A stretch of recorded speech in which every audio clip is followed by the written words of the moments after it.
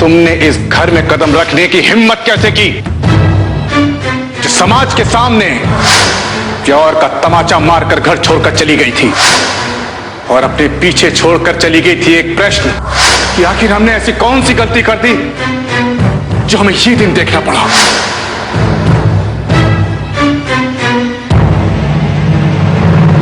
ये यहां पर अपनी मर्जी से नहीं आई है, तुमने इसे अपनी ढाल बनाकर बुलाया है।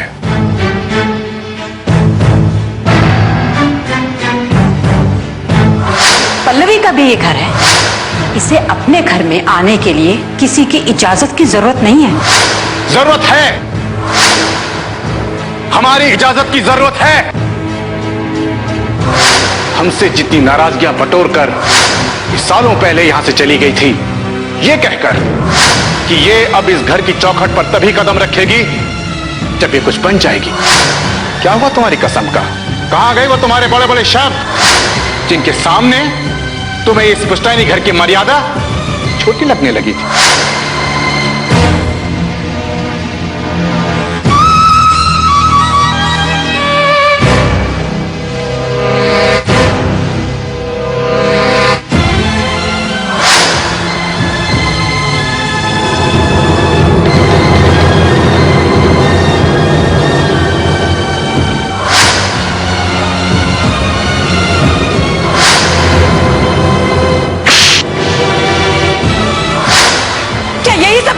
तुमने घर छोड़ा था यही सब कुछ करने के लिए? तुमने हमें किसी के सामने मुंह दिखाने के लायक नहीं रखा। डॉक्टर बता के गई है कि आपकी बेटी मां बनने वाली है, और वो भी किसके बच्चे की वो पता नहीं। अब जो कुछ भी करना है ना, वो सिर्फ और सिर्फ तुम्हें ही करना है। मुट्ठी में बंद हमारी इज्जत तभी बच सकती है जब उस गेड़िया के साथ हमारे साथ फेरे हो जाए। ऐसा होगा ना पल्लवी?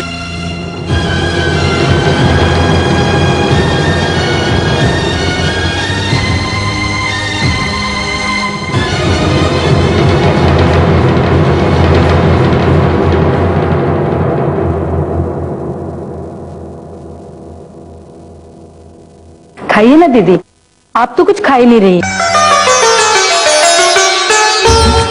वैसे एक बात कही हम आपसे, जब पहले हमने आपको देखा ना तो हम बहुत डर गए थे,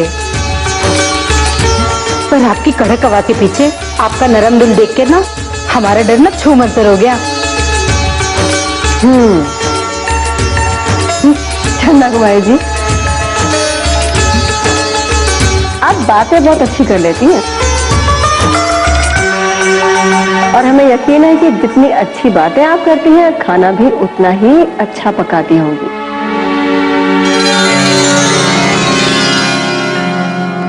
ये आप कह रही हैं ना दीदी, पर जिन्हें ये कहना चाहिए उन्हें तो हमारी कदर ही नहीं है।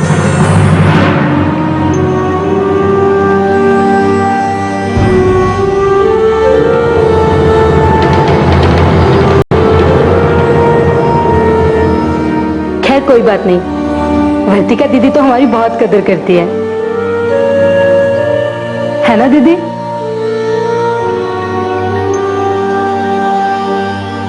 चंदा कुमारी जी, आपकी बातों से लगता है कि आप कुछ परेशानी है आपको। हमें बताइए, हो सके तो हम कुछ। नहीं दीदी, ऐसी कोई बात नहीं है। परेशानियां तो औरत की जिंदगी का कैसा आईना होता है, जिसे अपने आप को दुखी देखते हुए भी हमें मुस्कुराते रहना पड़ता है।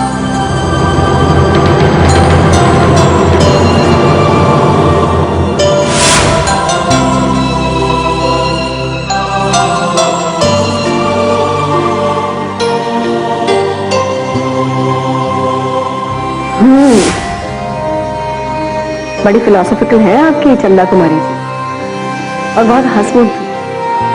लेकिन सच तो इनकी मुस्कान के पीछे भी बहुत कुछ छुपा हुआ है। कुछ ऐसा दर्द है जिसे आईने में देखकर भी ये झुठलाने की कोशिश करती हैं।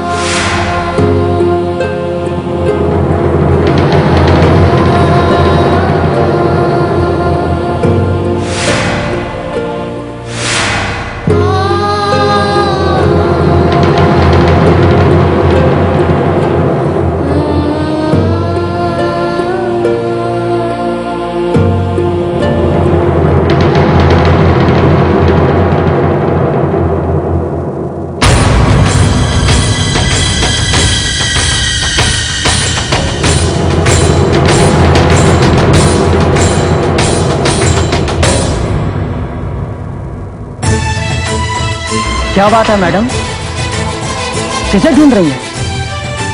क्या आप ये बंगला किराए पे लेना चाहती हैं?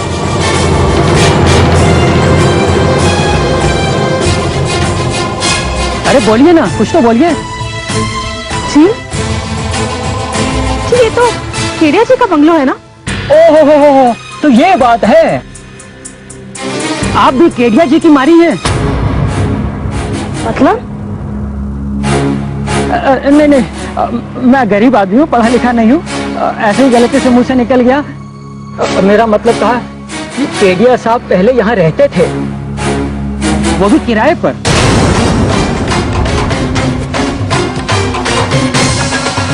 किराए पर? पर उन्होंने तो कहा था कि उनका अपना बंगलो है। अरे नहीं नहीं मैडम, कहने सुनने की बातें बहुत सारी हैं, ये बड़े लोगों की बड़ी बातें।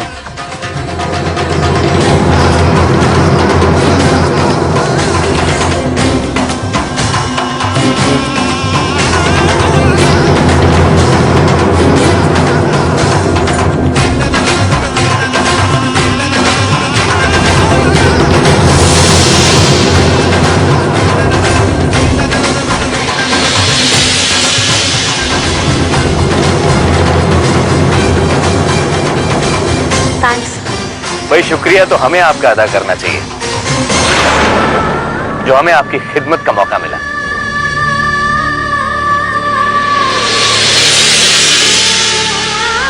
बस यूं समझिए पल्लवी जी कि इस छोटे से फार्म हाउस पर कुछ लम्हे पहले तक हमारा कब्जा था,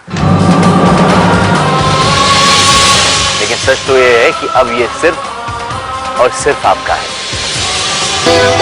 किसी को चाहता है दिल मगर कुछ कह नहीं पाता, किसी को चाहता है दिल मगर कुछ कह नहीं पाता, न देखे तो बेचैनी रहा एक पल नहीं जाता, किसी को चाहता है दिल मगर कुछ कह नहीं पाता।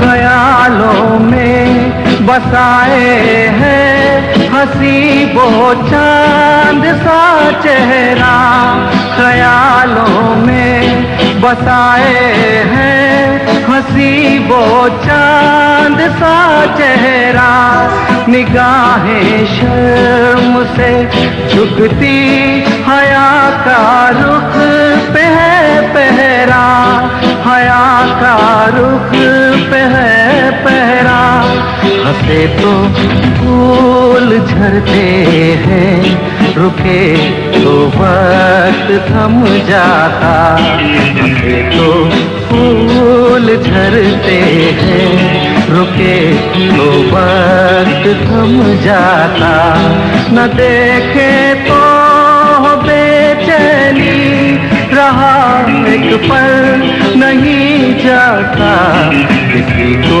चाहता है दिल, मगर कुछ कह नहीं पाता।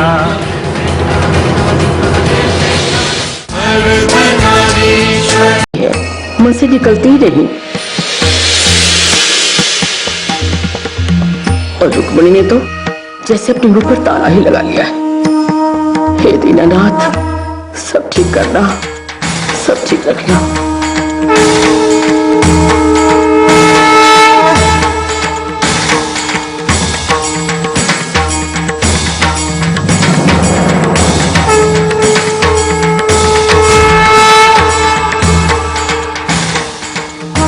बेटा, जमाना यहाँ से वहाँ हो जाए, लेकिन हमसे पूजा के बाद प्रसाद लेने से तो नहीं झूठता। ये ले प्रसाद। आपका यही प्रसाद तो हमें कहां से कहां ले आया है माँ। वो तो ठीक है बेटा, लेकिन पता नहीं क्यों उस रात पल्लवी के आने बाद जो कुछ भी हुआ, उसे तेरी माँ का जी बहुत घबरा रहा है, बहुत घबरा रहा है।